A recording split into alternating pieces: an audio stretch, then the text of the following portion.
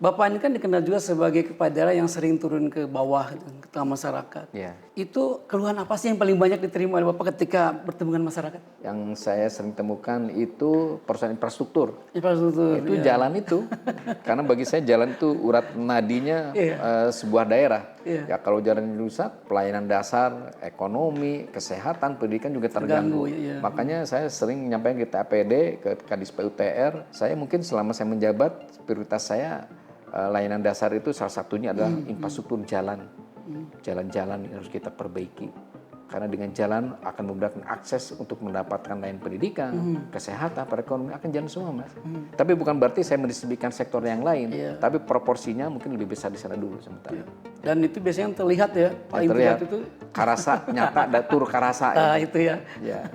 Saya pertama mengucapkan terima kasih atas doa support dari seluruh masyarakat Kabupaten Kuningan, dari para birokrat ASN, Forkompimda, tadi di salah satu keterbatasan, kesulitan yang saya hadapi di tahun pertama ini, ternyata kita banyak juga hasil yang telah kita capai. Nah, salah satunya yang bagi saya cukup memberikan semangat adalah hasil survei yang dilakukan oleh salah satu lembaga survei yang kredibel di Kabupaten Kuningan. Jadi tingkat kepuasan, optimisme masyarakat terhadap kinerja kami ini mencapai 88,8%. Walaupun kami juga mengakui banyak di sisi lain banyak kekurangan. Saya akui itu, tapi itu tadi ya, membangun itu tidak semudah memberikan telapak tangan, butuh proses, butuh waktu, disesuaikan dengan kondisi APBD yang kita punya. Tapi insya Allah, saya melihat program-program yang kita laksanakan bersama kawan-kawan SKPD dalam 1 tahun terakhir ini ya menimbulkan optimis. Kalau saya sih sering menyampaikan ke kawan SKPD, pemerintah harus optimis disertai dengan implementasi, dengan action. Dan itu udah kita lakukan dan ini bagi saya dan mungkin mudah-mudahan insya Allah seperti yang ditunjukkan oleh survei memberikan secercah harapan insya Allah Kuningan akan bangkit. Gitu.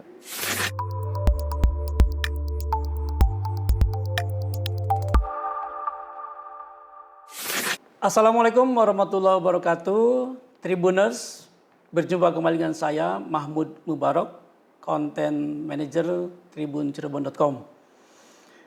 Saat ini saya sudah berada di sebuah ruangan yang sangat nyaman dan telah hadir pula bersama saya Bupati Kuningan, Bapak Dr. Haji Dian Rahmat Januar, MSI. Dan kita akan berbincang santai, Pak, tentang refleksi 1 tahun perjalanan pemerintahan Bapak dan Ibu Wakil Bupati.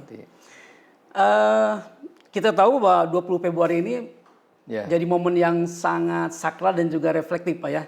Karena itu adalah momen ketika para kepala daerah seluruh Indonesia malah itu serentak ya dilantik oleh Bapak Presiden. Apa yang kemudian Bapak alami selama 12 bulan ini? Hal yang terasa menguras energi, pikiran, terasa berat begitu, Pak? Oke. Jadi tanggal 20 Februari ini bagi saya merupakan momentum refleksi yang luar biasa. Karena mungkin saya merasakan ya tahun pertama ini fase yang mungkin paling berat ya. Paling berat yang pertama kita menghadapi persoalan sumber daya manusia di birokrasi dan di masyarakat. Pasca pilkada ini yang terfragmentasi cukup lumayan karena keunggulan kita kemarin memang tipis lah ya. Jadi konsentrasi saya penataan birokrasi yang memang kemarin juga berdampak cukup lumayan karena saya berpikir kalau SDM birokrasinya tidak maksimal juga program-program kita akan terganggu. Nah itu yang kita kemarin melakukan konsolidasi, melakukan mapping. Alhamdulillah lah 1 tahun ini saya kira mulai berangsur ya. Kita rapikan dulu barisan. Terus yang kedua yang tidak kalah penting soal fiskal kita ya, APBD kita.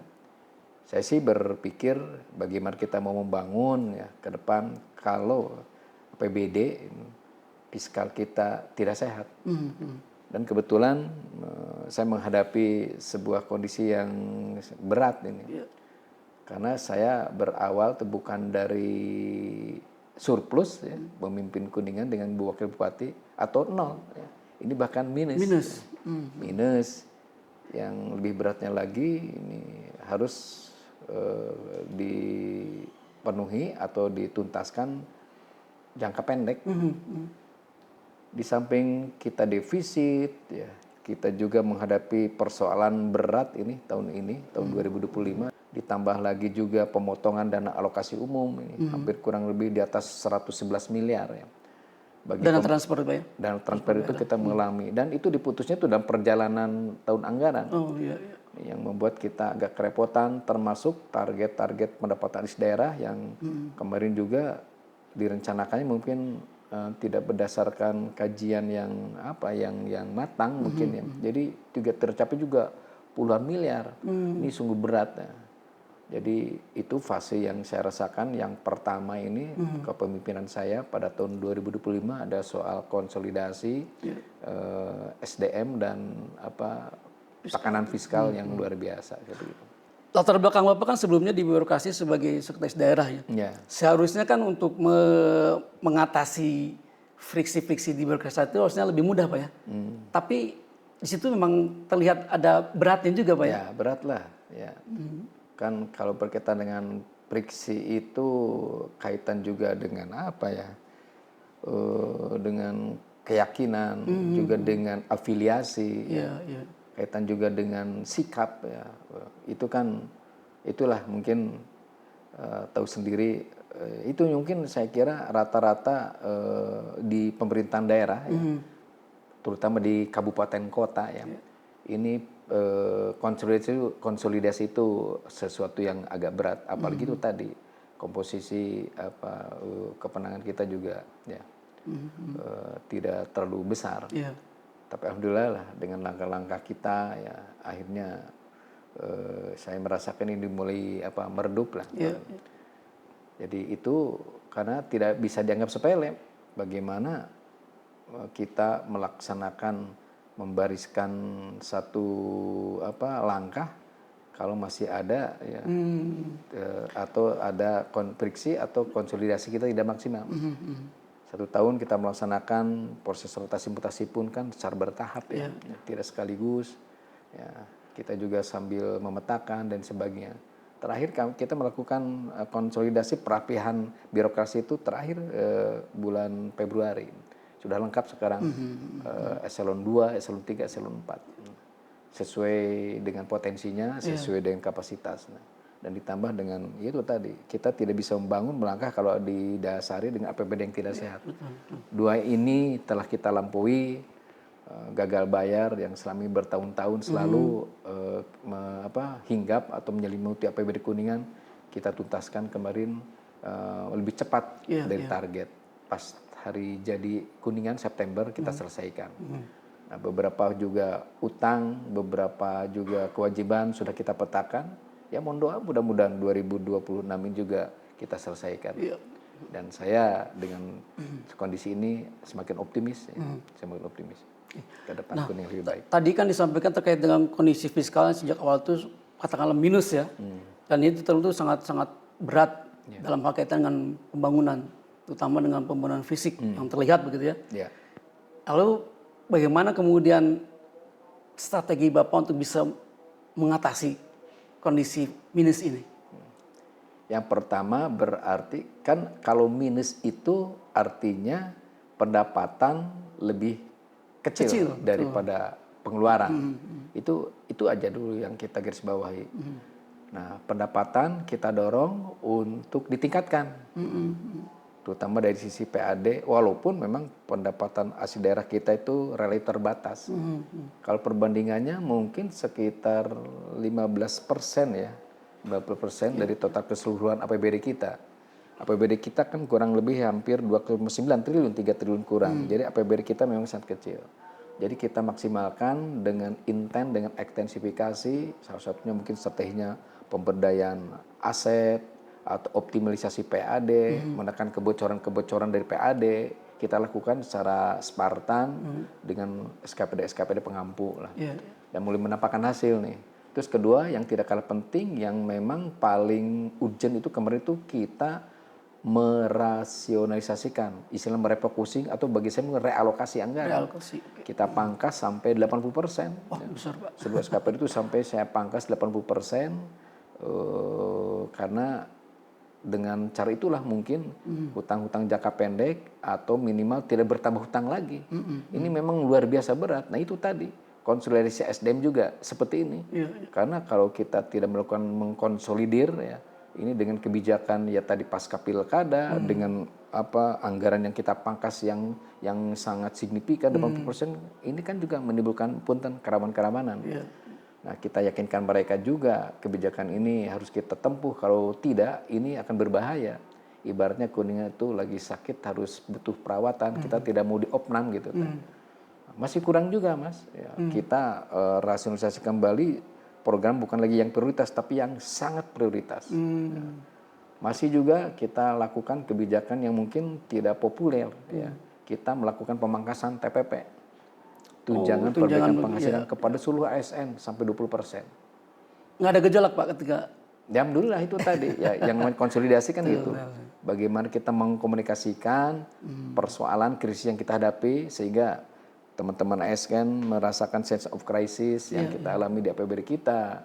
Terus kita juga menyampaikan kepada mereka, meyakinkan dengan langkah inilah kita harus bebarengan bersama-sama merasakan. Kalau tanpa bantuan teman-teman, ya mungkin Kuningan akan jatuh ke lubang yang lebih dalam kaitan dengan defisit ini. Alhamdulillah itu tadi ya. Berkat kebersamaan, pemahaman kawan-kawan ASN, ya, dengan juga kita konsisten secara terukur juga kita melakukan penghematan yang bagi saya luar biasa 90%. Dan harus diawali juga mungkin dari pimpinan bupati, dari mulai sekda, wakil bupati dan kepala dinas. Contoh saya juga kita juga tidak mengadakan yang biasanya kalau pejabat baru mobil baru ya bupati baru, kepala daerah baru dengan kendaraan baru. Saya tidak. Saya cukuplah menggunakan misalnya mobil bekas ketua dewan malah tahun 2016. Ada juga bekas bupati terdahulu, masih enak juga. Kita juga efisiensi dengan melarang para kepala dinas rapat di hotel-hotel. Apalagi perjalanan dinas juga kita potong sampai 50%. Berbagai penghematan kita lakukan, Mas. Tapi alhamdulillah. Jadi seperti yang saya sampaikan tadi, tepat 2025 September ini hari jadi Kuningan tuh kita tuntaskan gagal bayar. Dan akhir tahun kado yang indah bagi saya kado yang indah bagi saya, jadi kita ternyata lolos, tidak terulang lagi gagal bayar. Gagal bayar yang dulu kita selesaikan, sekarang kita tidak terjadi lagi gagal bayar. Kalau saya sih melihat dan mendengar di beberapa daerah lain kan terjadi gagal bayar, bayar. Malah Kuningan mah justru yang dari minus. Gagal bayar kita selesaikan, malah yang lain yang tadi surplus jadi gagal bayar. Nah ini yang alhamdulillah ini, yang bagi saya ini luar biasa ya. Di ranah efisiensi itu kan sebetulnya di 1 tahun berjalan itu pasti ada pembangunan yang sebetulnya prioritas.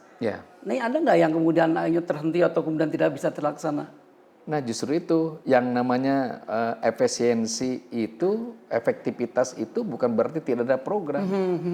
Saya melihat kita harus fokus kembali kepada visi kita dari rencana program jangka menengah dan rencana program jangka panjang.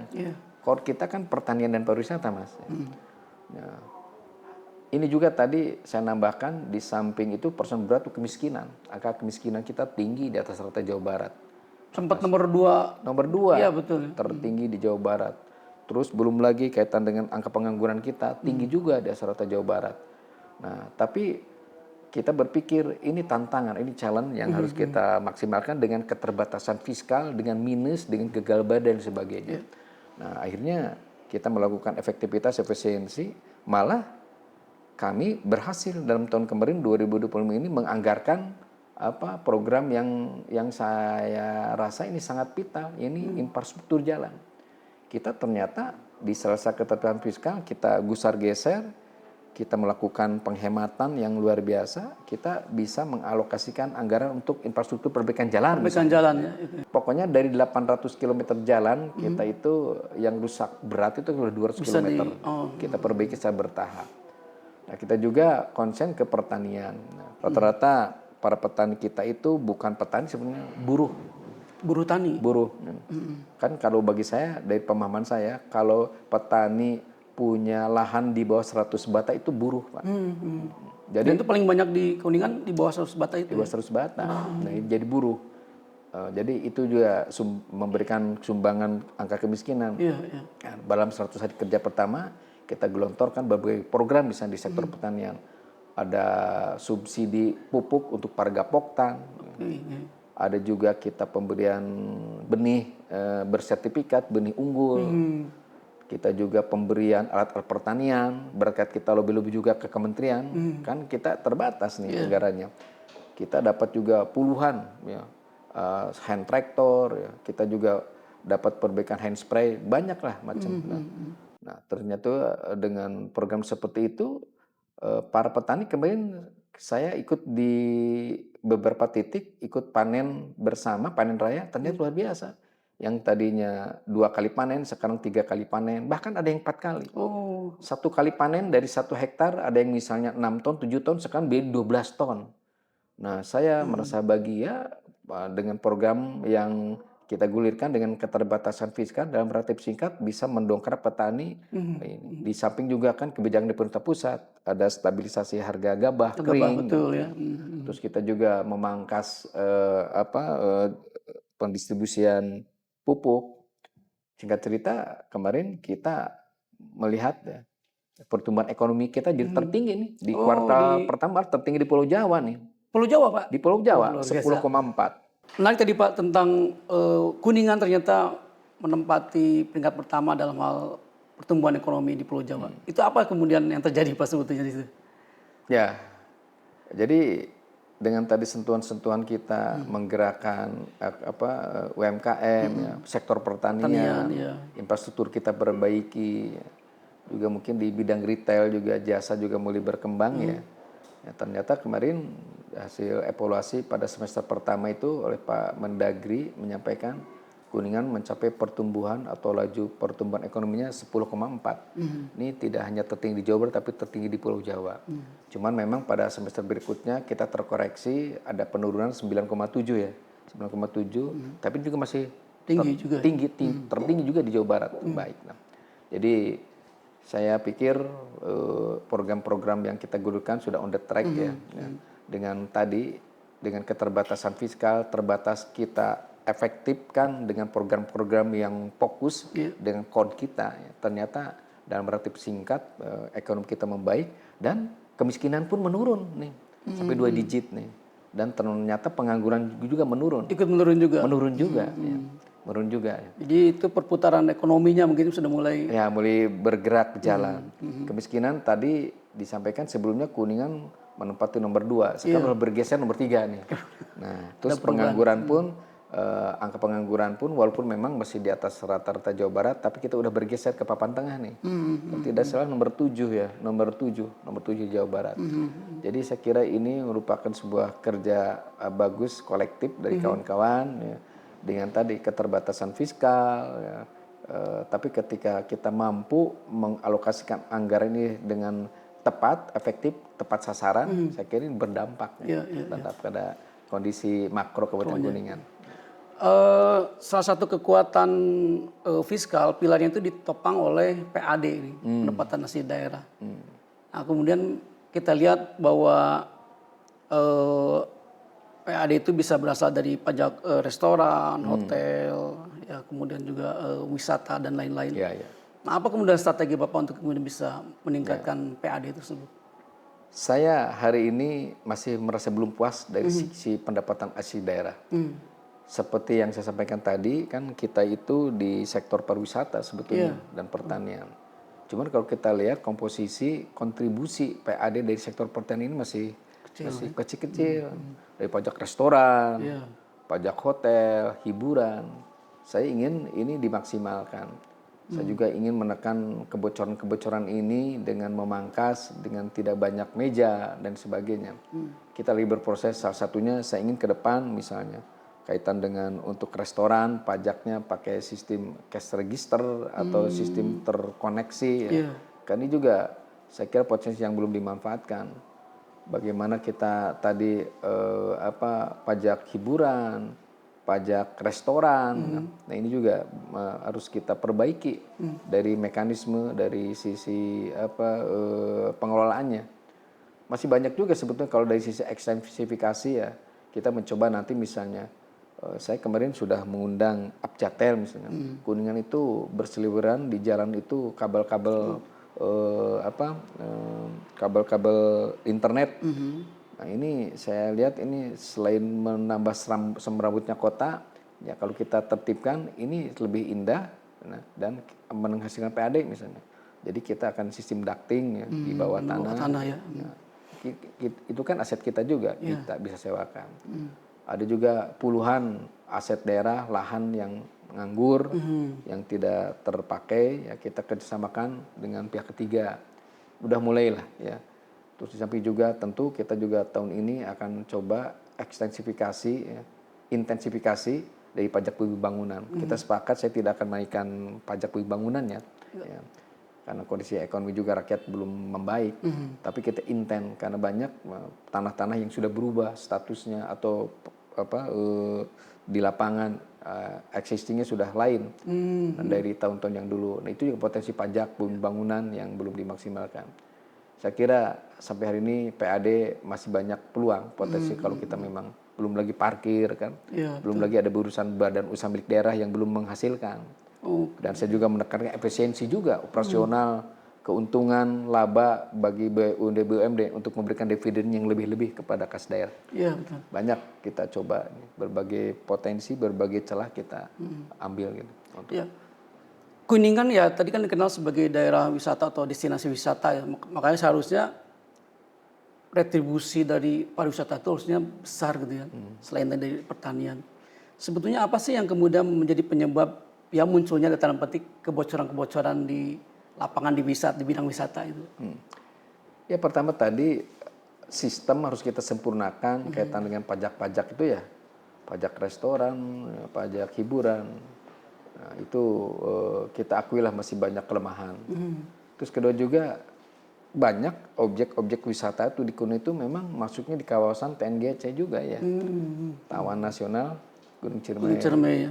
Dan itu juga kan kita harus hati-hati karena ada di kawasan sana. Jadi kita hanya berharap dari PNBP aja pajak bukan itu ya. Tapi itulah strateginya kita mengintensifkan pajak-pajak yang prospektif dari restoran, hotel, hiburan. Sedangkan dari pajak galian itu kita sudah tidak berharap karena sesuai dengan kebijakan Pak Gubernur ya. Kita tidak lagi konsen ke arah sana.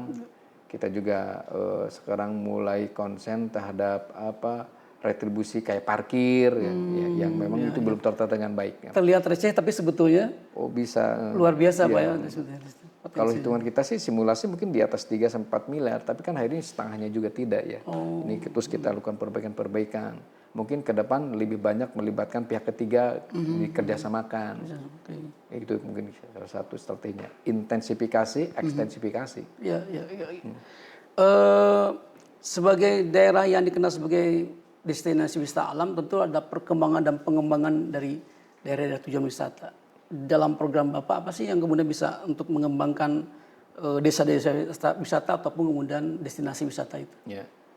Kita menggagas program kemarin itu kan 100 desa unggulan ya. Nah, salah satunya bagaimana kita mendorong desa yang punya potensi masing-masing itu untuk kita kembangkan. Salah satunya kita punya program desa wisata unggulan misalnya. Kita bagaimana desa yang kita dorong ini mengembangkan potensi lokalnya itu secara maksimal.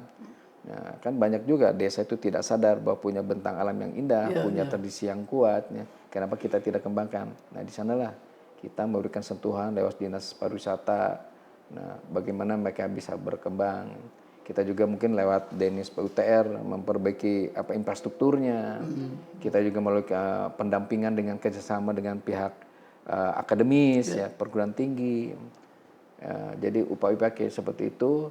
Di samping juga kita ya seperti halnya mungkin dilakukan di daerah lain, pembenahan sarana di sana di objek wisata tentang kebersihan, ya.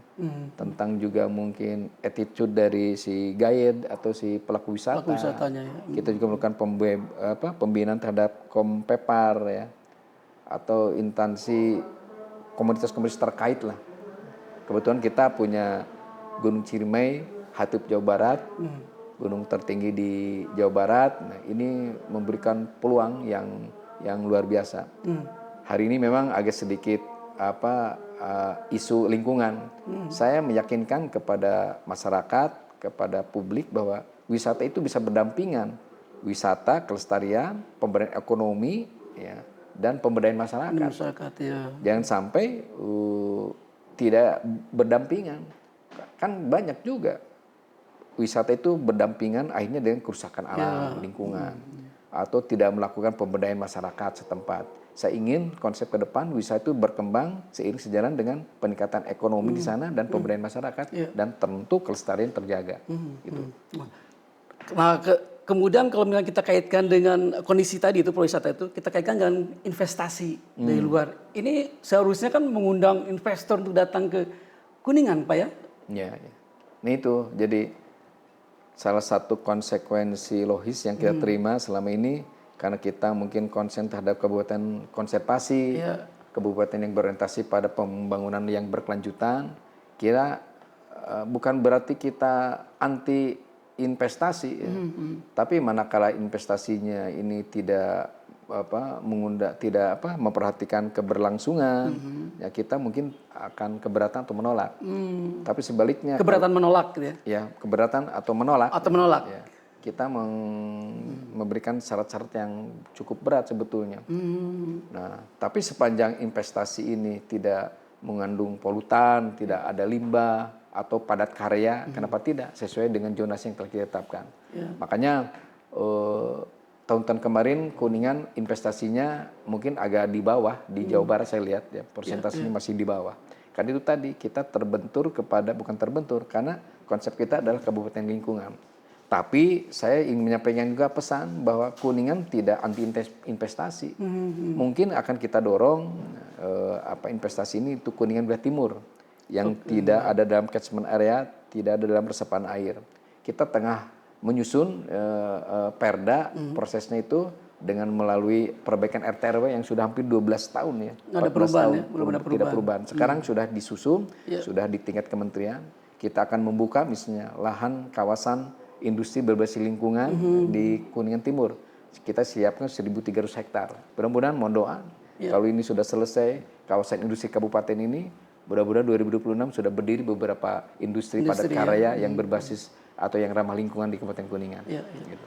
Tentu di sini juga akan berkaitan juga ketika investasi berdatangan, lalu kemudian akan muncul peluang atau lowongan-lowongan kerja. Ya, itu. Nah, kita lihat memang sekarang kalau kita lihat kondisi anak-anak muda sekarang itu, Pak, banyak yang rata-rata mereka memilih untuk keluar dari wilayah sendiri, gitu, ya. Ingin mencari pengalaman ataupun mencari kerja di luar daerah. Padahal sesungguhnya mungkin Kuningan juga membutuhkan anak-anak muda ini untuk bisa membantu pembangunan di wilayah Kuningan.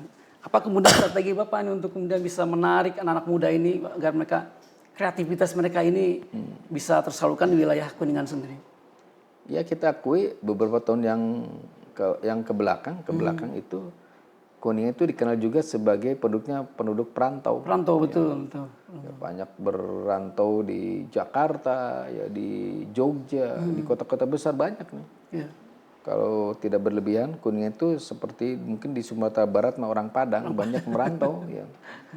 Kita tidak menyalahkan, dan ini mungkin kaitan juga dengan karakter orang Kuningan itu tidak jago kandang, ya. Iya. Banyak kan pengusaha sukses, birokrat di DKI, di mana itu, di militer, banyak orang Kuningan. Nah, tapi di luar itu kita berpikir, ya, kita mulai membuka lapangan pekerjaan yang menarik, yang kompetitif. Kan seperti yang saya sampaikan tadi, sektor industri juga akan kita buka supaya adik-adik kita, anak-anak kita tidak berorientasi hanya kepada luar saja. Karena Kuningan juga perlu sentuhan, perlu tenaga-tenaga mereka untuk membangun kampung halaman sendiri. Nah, barusan saja saya tadi sudah bertemu dengan anak putra Kuningan, Pituin, yang sekarang berkiprah di Jakarta, core-nya adalah pertanian. Sebutlah tadi pemiliknya rumah tani itu. Kita sekarang besok akan bekerja sama memanfaatkan hektaran puluhan, mungkin target saya ratusan hektar tanah-tanah yang terlantar, yang punya aset desa. Kita kerjasama dengan beliau ya, menjadikan misalnya lahan jagung, sentra jagung, dan melibatkan anak-anak muda. Ternyata setelah hitung-hitung UMK gajinya juga upahnya melebihi UMK yang kita tetapkan. Nah, saya ingin ke depan memberikan gambaran lapangan pekerjaan di Kuningan pun menarik. Ya, butuh sentuhan, butuh garapan, butuh tenaga, butuh pikiran anak-anak muda kita, ada di kita yang orang Kuningan. Mungkin yang merantau ya bogo ya, dengan kemampuan skillnya yang maksud saya gini, ke luar kota pun bekerja di luar, jangan tenaga kasar. Harus ada kemampuan, harus punya kemampuan. Ada ya. Makanya saya juga tadi barusan dapat di Dinas Pendidikan bagaimana program kecakapan hidup, life skill itu juga harus betul dimaksimalkan, diadaptasikan dengan kebutuhan zaman. Nah, saya baru 1 tahun memimpin, ya, insya Allah program-program akan kita siapkan sehingga anak muda kita tidak berorientasi hanya mencari pekerjaan untuk keluar kota, tapi di sini tidak hanya mencari pekerjaan tapi menciptakan lapangan kerja gitu. Bapak ini kan dikenal juga sebagai kepala daerah yang sering turun ke bawah, ke tengah masyarakat. Ya. Itu keluhan apa sih yang paling banyak diterima oleh Bapak ketika bertemu dengan masyarakat? Yang saya sering temukan itu persoalan infrastruktur. Infrastruktur. Itu jalan itu. Karena bagi saya jalan itu urat nadinya sebuah daerah. Ya kalau jalan rusak, pelayanan dasar, ekonomi, kesehatan, pendidikan juga terganggu. Makanya saya sering menyampaikan ke TAPD, ke Kadis PUTR, saya mungkin selama saya menjabat, prioritas saya layanan dasar itu salah satunya adalah infrastruktur jalan. Jalan-jalan yang harus kita perbaiki. Karena dengan jalan akan memudahkan akses untuk mendapatkan layanan pendidikan, kesehatan, perekonomian akan jalan semua, Mas. Tapi bukan berarti saya mendistribusikan sektor yang lain, tapi proporsinya mungkin lebih besar di sana dulu sementara. Dan itu biasanya yang terlihat ya, paling terlihat itu karasa nyata, datur karasa. Itu ya. Ya, gitu, Mas. Jadi dan di 2026 juga masih fokus di infrastruktur ya. Mungkin di antara dari PAD itu salah satunya mungkin sektor yang mendapat kucuran anggaran yang cukup besar juga masih di sektor infrastruktur jalan. Itu, ya. Termasuk ada juga kita sisihkan sekarang di pertanian kan, ada juga di kesehatan. Dan alhamdulillah tahun ini kita juga mendapat perhatian di pemerintah pusat untuk perbaikan layanan kesehatan, pendidikan cukup besar. Jadi kita fokus sekarang di infrastruktur jalan dari APBD yang memang tidak seberapa. Gitu kira-kira. Terakhir Pak Bupati, apa harapan dan pesan untuk masyarakat Kuningan terkait momentum sekarang 2 tahun kedua pemerintahan Bapak dan Ibu? Saya pertama mengucapkan terima kasih atas doa support dari seluruh masyarakat Kabupaten Kuningan, dari para birokrat ASN, Forkompimda. Tadi di salah keterbatasan, kesulitan yang saya hadapi di tahun pertama ini, ternyata kita banyak juga hasil yang telah kita capai. Nah, salah satunya yang bagi saya cukup memberikan semangat adalah hasil survei yang dilakukan oleh salah satu lembaga survei yang kredibel di Kabupaten Kuningan. Jadi tingkat kepuasan, optimisme masyarakat terhadap kinerja kami ini mencapai 88,8%. Walaupun kami juga mengakui banyak di sisi lain banyak kekurangan, banyak pelayanan yang masih belum maksimal, banyak masyarakat yang belum tersenyum, banyak rutilahu yang masih bertebaran, banyak jalan-jalan yang masih berlubang. Saya akui itu. Tapi itu tadi ya, membangun itu tidak semudah memberikan telapak tangan, butuh proses, butuh waktu, disesuaikan dengan kondisi APBD yang kita punya. Tapi insya Allah, saya melihat program-program yang kita laksanakan bersama kawan-kawan SKPD dalam 1 tahun terakhir ini ya, menimbulkan optimis. Kalau saya sih sering menyampaikan ke kawan SKPD, pemerintah harus optimis. Ya. optimis disertai dengan implementasi dengan action. Dan itu udah kita lakukan dan ini bagi saya dan mungkin mudah-mudahan insya Allah seperti yang ditunjukkan oleh survei memberikan secercah harapan insya Allah Kuningan akan bangkit. Iya. Gitu. Luar biasa. Ya. Terima kasih banyak waktunya nih Pak Bupati. Siap, Pak Mahmud ya. Siap. Ya. Demikian Tribuners, bincang santai saya dengan Bapak Bupati Kuningan, Bapak Dr. Haji Dian Rahmat Yanur MSI.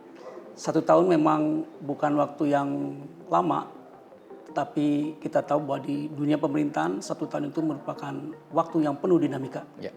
Ada harapan, ada kenyataan, ada kritikan, dan tentu juga ada pencapaian. Kita akan bertemu kembali di dalam segmen berikutnya di podcast Tribun Jabar.